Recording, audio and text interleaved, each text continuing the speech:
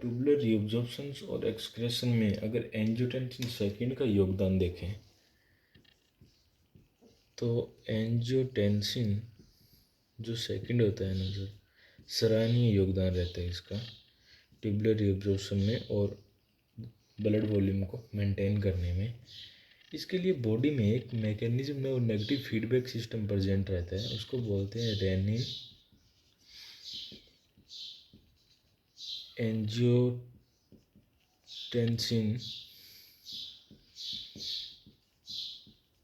Aldosterone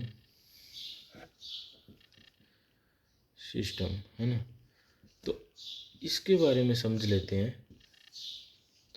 तो mostly ये इस हार्मोन का जो वर्क है, जो काम है, वो समझ में ऑटोमेटिक आ जाएगा। तो इसको समझने के लिए क्या है कि सबसे पहले तो इसको डिवाइड करते हैं। क्या है रेनिन? तो रेनिन सर एक टाइप का हार्मोन है। एंजियोटेंसिन एक टाइप का प्रोटीन है, ठीक है। और ये एल्डोस्टेरोन क्या है? एल्डोस्टेरोन एक टाइप का स्टीरॉयड है, ठीक है। तो इसका कौन प्रोडक्शन करता है? सुपरफिशियली अगर देखें तो इसका प्रोडक्शन किडनी कर रही है सर। और एंजियोटेंसिन का कौन प्रोडक्शन कर रहा है? तो इसका सुपरफिशियली देखें तो लीवर कर रहा है। और अगर इसका एल्डोस्टेरोन का कौन कर रहा है? तो एल्डोस्टेरोन का अगर सुपरफिशियली अगर आप प्रोडक्शन देखोगे तो उसका एड्रिनल ग्लैंड कर रही है। तो इसमें डीप अपन जब देखेंगे कि कैसे होता है सिक्रेशन और कौन बनाता है, क्या इसमें रॉ मटेरियल रहता है, तो वो जब एड्रिनल ग्लैंड के बारे में देखें तब इस पर डिस्कशन करेंगे। इसके बाद जब ये देखते हैं कि किडनी, तो इसको इन तीनों का आपस में क्या है, तो कहीं ना कहीं सिनेरियो ये ऐसा क्रिएट होता है कि जब रेनिन सिक्रीट होता है तो ये किसी को स्टिमुलेट करता है। वो क्या होता है? वो एंजियोटेंसिनोजन होता है, उसको स्टिमुलेट करता है। वो स्टिमुलेट होकर क्या करता है? वो अपना एक्टिव फॉर्म में आ जाता है। और उसके एक्टिव फॉर्म पे आने पे क्या होता है? वो किसी दूसरे को स्टिमुलेट करता है, ट्रिगर की तरह काम करेगा। तो वो ट्रिगर में किसको क्या करेगा? वो एल्डोस्टेरोन को प्रोड्यूस कर देगा, है ना। तो फिर क्या करेंगे? तो फिर सर कहीं ना कहीं ऐसा हो सकता है कि एंजियोटेंसिन सेकंड और एल्डोस्टेरोन दोनों मिलके किसी एक साइड पे फंक्शन करेंगे और कहीं ना कहीं ये उस चीज़ को बचाने की कोशिश करेंगे जिसको बचाने के लिए इनको बॉडी ने सीक्रेट किया है। तो सबसे पहले देख लेते हैं रेनिन एंजियोटेंसिन सिस्टम। तो इसमें रेनिन के बारे में देखते हैं, रेनिन कहाँ से आता है। हालांकि अगर आपने एनाटॉमी वाला वीडियो देखा है नेफ्रॉन का, तो आपका रेनिन का कंसेप्ट क्लियर होगा कि कहाँ से आता है, कहाँ से नहीं आता है। बाकी अगर दोबारा बनाना चाहें तो क्या है, ये रीनल कॉर्पसल होता है। रीनल कॉर्पसल ग्लोमेरुलर और ग्लोमेरुलस दोनों से कैपिलरी और फेनेस्ट्रेटेड कैपिलरी और इन दोनों से मिलके बना होता है, ठीक है। तो ये पहले वाले वीडियो में भी डिस्कशन है, आप उसको देख सकते हैं, अच्छे टॉपिक थे वो। तो इसमें ये जो आ रही है ब्लड वेसल, आने वाली को यहाँ बोल रहे हैं अफ्रेंट, और इससे जो निकल रही है वो है इफ्रेंट, ठीक है। अब ये टोटल का टोटल अगर आप देखोगे ना तो कौन से नर्व सिस्टम के अंदर रहता है? तो ये सिंपैथेटिक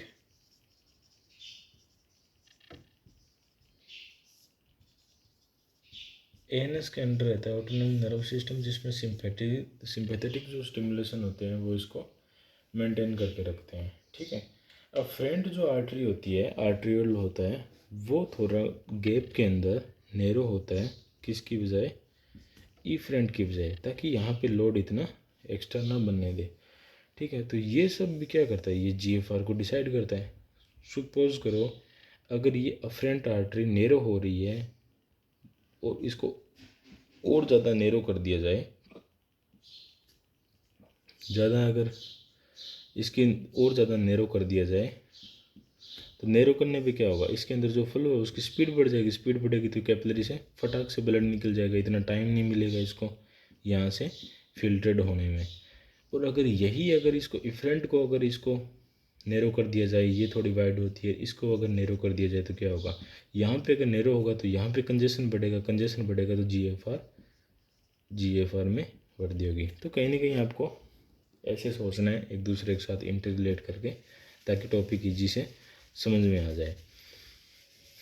उसके बाद जो बाकी पोर्शन रहता है ये PCT,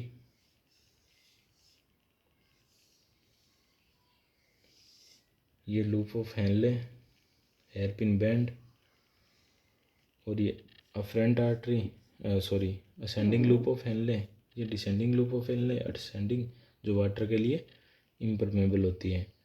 और इसके बाद कहीं ना कहीं जाके ये DCT में, जो अर्ली पार्ट ऑफ DCT होता है, क्योंकि DCT थोड़ी लेंथ में ज़्यादा होती है, और ये जाके यहाँ पे कोल्ड हो जाती है, और कोल्ड होने के बाद कहीं ना कहीं किसी पार्ट पे ये अफरेंट आर्टरी के टच में आती है, और जहाँ पे टच में आती है वहाँ पे कुछ सेल का मॉडिफिकेशन हो जाता है। तो मान लो ये यहाँ पे अफरेंट के टच में आई,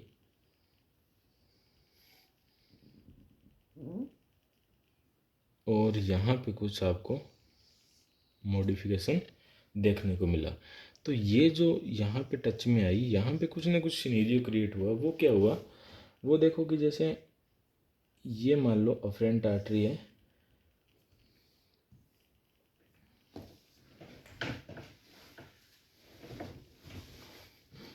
ये क्या बना सर, तो इसमें जैसे ये मान लो आपकी ये नीचे से DCT का ल्यूमन आ रहा है ना, इसको यहाँ से कट कर दिया सीधा डायरेक्ट। और इसके बाद जो ये जो सेकंड पोर्शन है इसका,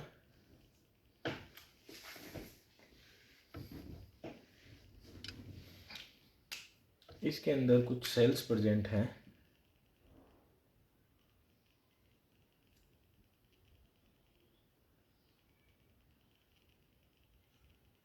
इसमें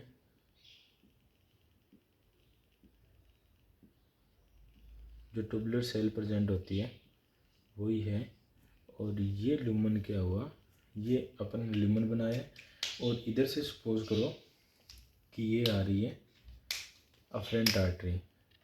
तो जो अफरेंट आर्टरी इसके जो टच में आई, यहाँ पे जो टच में आई, तो यहाँ की जो इसका भी तो ल्यूमन होगा। तो सिंपल सी बात है, इसकी भी टूनिका इंटीमा, टूनिका मीडिया और टूनिका एडवेंटिटा 3 लेयर होती है ना ब्लड वेसल की भी। तो ये मान लो यहाँ की जो स्मूथ मसल है, वो स्मूथ मसल जहाँ जहाँ पे इसके टच में आए, और इसके अपोजिट भी, कभी कभी किसी कंडीशन में अपोजिट भी, तो ये सेल्स क्या हुआ, यहाँ के ब्लड वेसल के अंदर के कुछ स्मूथ मसल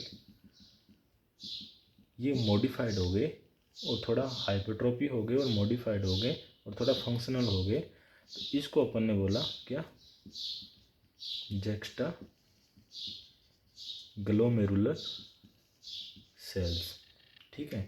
और जो ल्यूमन के अंदर की जो ट्यूबुलर सेल थी, और ये ट्यूबुलर सेल जब जहाँ पे इनके टच में आई, यहाँ पे ये सेल्स मॉडिफाइड हो गई, और यहाँ पे ये मॉडिफाइड सेल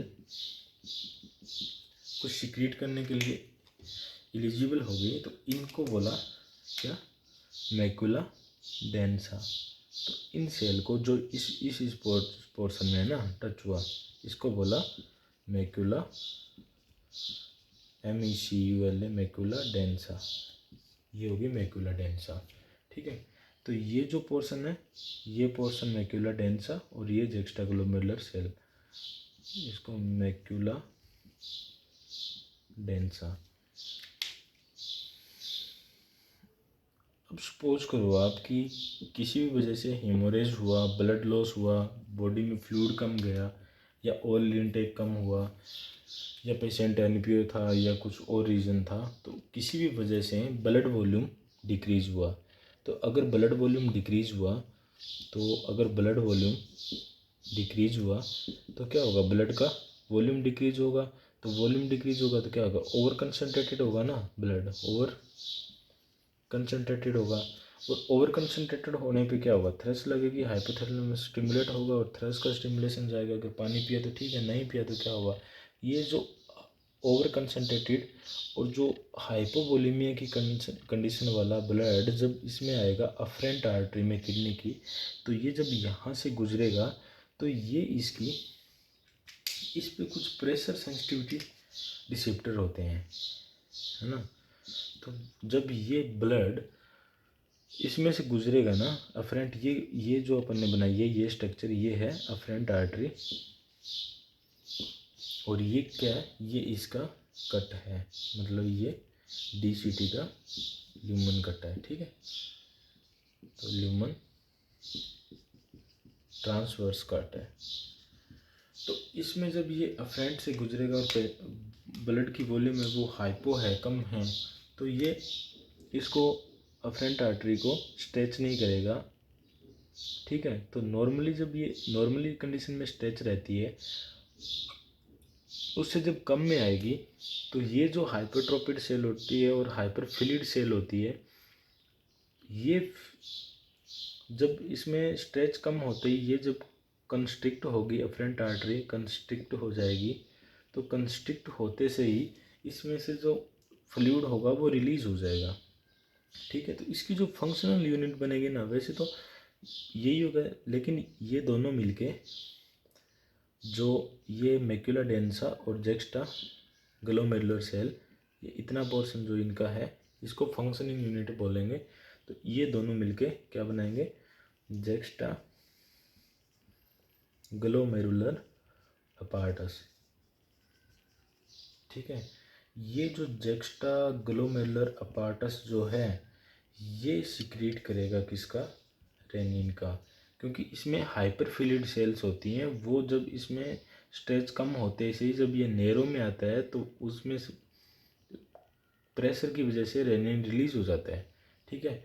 और रेनिन जो एक टाइप का एंजाइम है और इस पर या इस पर ऐसे भी बोल सकते हैं कि प्रेशर सेंसिटिव डिवाइस होते हैं, प्रोटीन होते हैं, जो इसमें प्रेशर कम होते से अफरेंट आर्टरी में हाइपोवोलेमिक कंडीशन आते से ये जब अफरेंट आर्टरी कंस्ट्रिक्टेड होती है या इस पे ब्लड का प्रेशर नहीं लगता है इसकी वॉल पे, तो ये यहाँ से जो जेक्स्टा ग्लोमेरुलर अपार्टस है और जेक्स्टा ग्लोमेरुलर सेल है ये रेनिन का सिक्रीट करती है और ये रेनिन किस में आ जाता है, ब्लड में।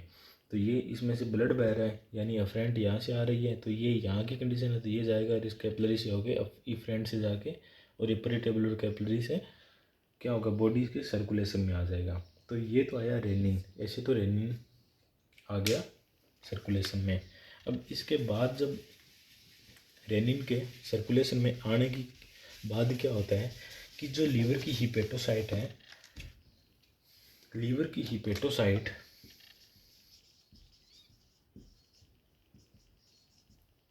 ऑलवेज बना के रखती है किसको, ऑलवेज किसका, एंजियोटेंसिनोजन,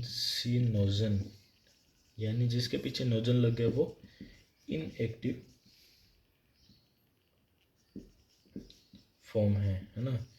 तो ये एंजियोटेंसिनोजन क्या है, एक टाइप का प्रोटीन है और ये प्रोटीन एवरी टाइम ब्लड के अंदर प्रेजेंट रहता है, बॉडी के सर्कुलेशन में एवरी टाइम प्रेजेंट रहता है। तो ये एवरी टाइम सर्कुलेशन में प्रेजेंट रहेगा। तो जब ये एवरी टाइम सर्कुलेशन में प्रेजेंट रहेगा तो नया क्या आया, नया आया रेनिन। रेनिन क्या करेगा, इसका एक टाइप का ट्रिगर है जो इसको क्या करेंगे, रेनिन इसका क्लिप ऑफ करेगा कुछ अमाइनो एसिड को। तो ये एंजियोटेंसिनोजन क्या है, 10 अमाइनो एसिड एक स्ट्रक्चर है, 10 अमाइनो एसिड स्ट्रक्चर को क्लिप ऑफ करेगा। ये कौन करेगा, रेनिन। रेनिन सिंपल भाषा में देखिए तो ये एंजियोटेंसिनोजन को एक्टिवेट कर देगा। एक्टिवेट कैसे करेगा, 10 अमाइनो एसिड स्ट्रक्चर को क्लिप ऑफ करके, ठीक है। तो ये जब एक्टिव फॉर्म में आ गया तो ये बनेगा जी एंजियोटेंसिन फर्स्ट। ये कहाँ की कंडीशन है, यानी जब ये रेनिन ब्लड में आ गया और ये रेनिन कहाँ तक गया, लीवर तक गया, तो वहाँ पे जो एंजियोटेंसिनोजन जो ब्लड में एवरी टाइम प्रेजेंट है वो एंजियोटेंसिन फर्स्ट में कन्वर्ट हो जाता है, ठीक है। और जब ये एंजियोटेंसिन फर्स्ट है ये एक एंजाइम एंजियोटेंसिन कन्वर्टिंग एंजाइम जो सर्कुलेशन में प्रेजेंट रहता है, उसके जब ये टच में आता है तो ये एंजियोटेंसिन सेकंड में कन्वर्ट हो जाता है। ये पल्मोनरी में यानी लंग्स का जो एरिया है, रेस्पिरेटरी सिस्टम है, उसके अंदर इसका एक्टिवेशन देखने को मिलता है ACE का, एंजियोटेंसिन कन्वर्टिंग एंजाइम का। तो इसके बाद ये एंजियोटेंसिन जो सेकंड है वो बॉडी में क्या क्या चेंजेस करता है, अब देख लो। एंजियोटेंसिन सेकंड है वो बॉडी में मोस्टली 3 टाइप के काम करता है, 3 मेन काम को रोल आउट करता है ये। और इसमें से जो फर्स्ट जो है वो इसका ये रहेगा,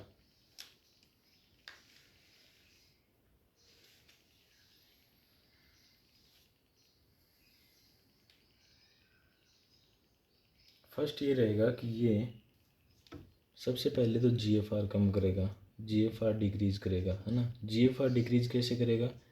GFR डिक्रीज ऐसे करेगा सर, ये अफरेंट जो आर्टरी है, अफरेंट आर्टरी को कैपिलरी के नियर बाई और उससे पहले कंप्लीट अफरेंट आर्टरी को ये कंस्ट्रक्ट कर देगा,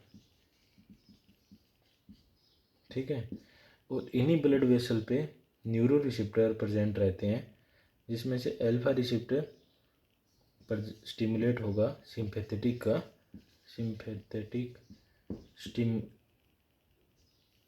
स्टिमुलेशन से जो अल्फा रिसेप्टर है वो स्टिमुलेट होगा, ट्रिगर होगा, और ये क्या करेगा, वेसोकॉन्स्ट्रिक्टर ये भी करवा देगा। तो जब अफरेंट आर्टरी जब नैरो हो जाएगी और ये कंस्ट्रिक्ट हो जाएगी, तो जो ग्लोमेरुलर या फेनेस्ट्रेटेड कैपिलरी से जब मैंने बताया था शुरू में कि ब्लड है वो स्पीड से पास होगा और GFR डिक्रीज हो जाएगी। अगर एंजियोटेंसिन सेकंड के फंक्शन देखें कि क्या क्या फंक्शन है, तो नॉर्मली पहला तो फंक्शन इसका जो मेन रहेगा वो इसका ये रहेगा कि जो इसमें जो फेनेस्ट्रेटेड कैपिलरी है और अफरेंट आर्टरी जो आ रही है, अफरेंट आर्टरी को वेसो कंस्ट्रक्टर करवा देगा। तो ये ब्लड वेसल जब कंस्ट्रिक्ट हो जाएगी तो इसका ल्यूमन नैरो हो जाएगा, नैरो होगा तो ब्लड स्पीड से फेनेस्ट्रेटेड कैपिलरी को पास करके और इफरेंट आर्टरी में आ जाएगा। तो इससे क्या होगा, GFR है वो डिक्रीज हो जाएगी। तो वेसो कंस्ट्रिक्शन और डिक्रीज GFR ग्लोमेरुलर फिल्ट्रेशन को, रेट को कम कर देगा। तो जब फिल्ट्रेशन ही कम होगा तो ऑटोमेटिक एक्सक्रीशन भी कम होगा। पहला काम तो इसका ये है। इसके साथ साथ इसमें कुछ ना सिंपैथेटिक स्टिमुलेशन भी प्रेजेंट रहता है। तो इसमें जो सिंपैथेटिक जो रहता है ना, सिंपैथेटिक में क्या रहता है, ANS के अंडर आता है ऑटोनोमिक नर्वस सिस्टम में, जिसमें सिंपैथेटिक रहता है। सिंपैथेटिक स्टिमुलेशन में इस पे कुछ, इस ब्लड वेसल पे कुछ कौन से रिसेप्टर रहेंगे, इस पे अल्फा रिसेप्टर प्रेजेंट होता है। और जब ब्लड वॉल्यूम कम होती है तो ये अल्फा रिसेप्टर सिंपैथेटिक से स्टिमुलेट होते हैं और ये क्या करते हैं, वेसो कंस्ट्रिक्टर भी करवाते हैं। ये किससे पहले करवा देते हैं, ये एल्डोस्टेरोन से पहले ही करवा देते हैं, क्योंकि ये तो नर्वस सिस्टम में आता है। उसके बाद जो सेकंड इसका फंक्शन रहेगा, सेकंड फंक्शन की बात करें तो सेकंड फंक्शन में जब अपने डिस्कशन किया था प्रोक्सिमल कन्वर्टिव ट्यूब का, तो उस पे एक एंटीपोर्टर प्रेजेंट रहता है,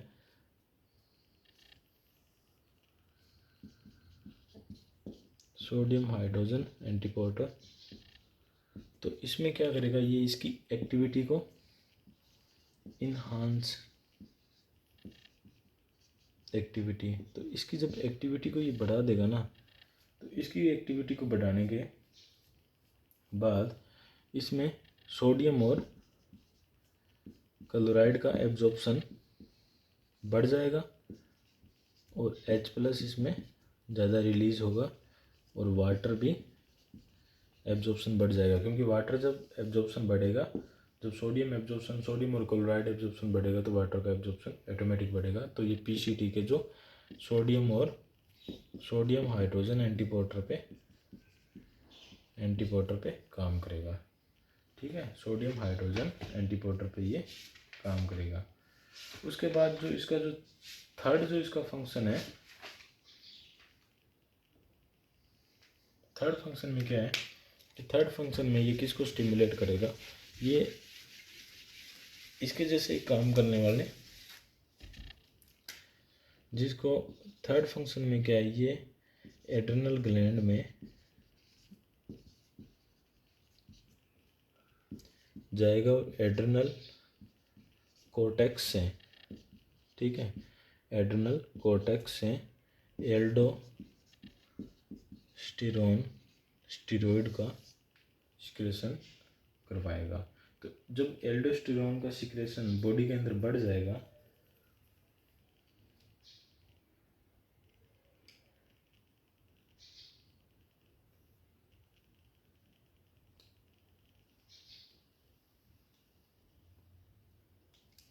तो ये aldosterone secretion sodium and chloride के एब्जॉर्प्शन को बढ़ा देगा कोलेक्टिंग डक्ट में और पोटेशियम का रिलीज कर देगा, ठीक है। तो जब ये सोडियम और क्लोराइड बढ़ाएगा तो यहाँ पे वाटर का एब्जॉर्प्शन भी बढ़ जाएगा। तो ये थे रेनिन एंजियोटेंसिन सिस्टम। और जब ये सब होगा और वाटर है वो एब्जॉर्प्शन बढ़ेगा तो ये इंटरस्टिशियल स्पेस में आएगा, इंटरस्टिशियल से पेरिट्यूबुलर कैपिलरी में आएगा और ये कैपिलरी से जब सर्कुलेशन में आएगा तो ये नेगेटिव फीडबैक जाएगा किसको, हाइपोथैलेमस को। और हाइपोथैलेमस क्या करेगा, एडीएस के इसके